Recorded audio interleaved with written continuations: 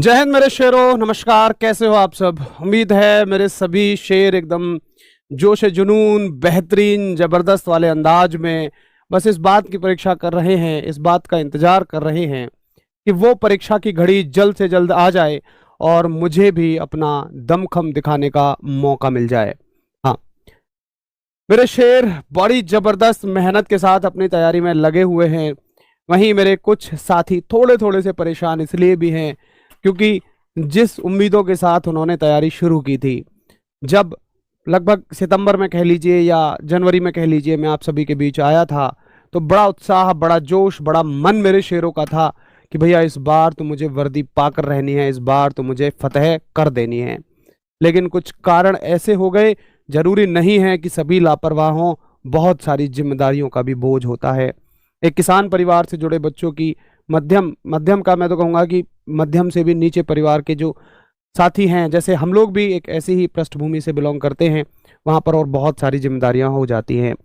बहुत सारे शेर तो मेरे ऐसे हैं कि जो भाई अपना मेहनत कर रहे हैं और उसी से अपनी पढ़ाई और उसी से घर की जिम्मेदारी भी पूरी कर रहे हैं। बस मन में एक आशा है, आंखों में एक भरोसा है कि भाई कैसे भी करके बस मुझे जल्द से जल्द एक नौकरी ले लेनी है, एक वर्दी पा लेनी है और अपने परिवार पर जो बहुत सारा मुश्किलों का पहाड़ है उसको दूर कर देना है।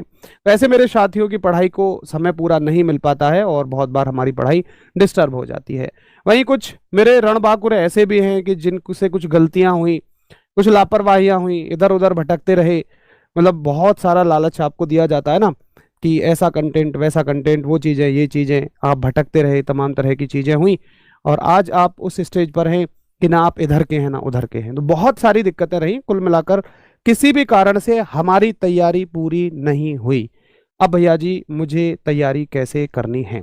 अच्छा एक बात बताओ कि वो कितने साथी हैं, एक बार थम्स अप करके भेजो कि जिन्होंने बड़े मन से सारी चीजें, बात मेरी मानने की कोशिश की थी। क्योंकि मैंने कहा था ना, इस यात्रा में वो उतरना जो हर उस चीज को फॉलो कर सके जिस चीज के लिए मैं आपसे कहता हुआ चलूं।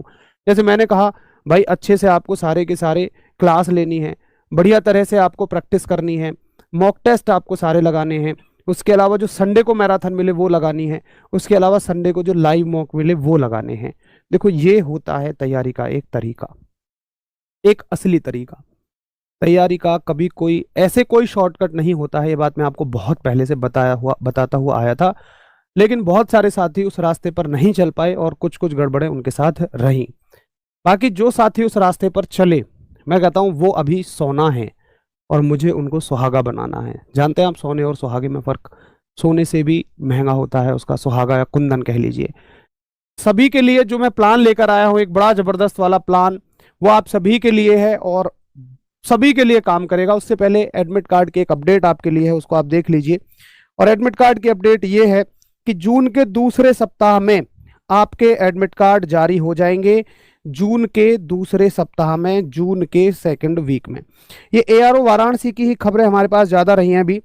एआरओ वाराणसी में 58,000 अभ्यर्थी परीक्षा दे रहे हैं और 10,243 ऐसे साथी हैं जो दोनों ट्रेड की परीक्षा देंगे। ये बात मैंने आपको पिछली कटिंग में बताई थी जिसमें आप कंफ्यूज हो रहे थे कि 10,243 क्या है। तो 10,243 है कि दोनों साथी इस ट्रेड की परीक्षा देंगे, जिसमें मैंने बताया था कि उसमें लिखा था कि 2 पालियों में परीक्षा होगी एक ही दिन में, ताकि 2 ट्रेड की परीक्षा देने वाले साथियों को बार बार सेंटर पर नहीं आना पड़े, एक ही दिन में वो फ्री हो जाए। ठीक है।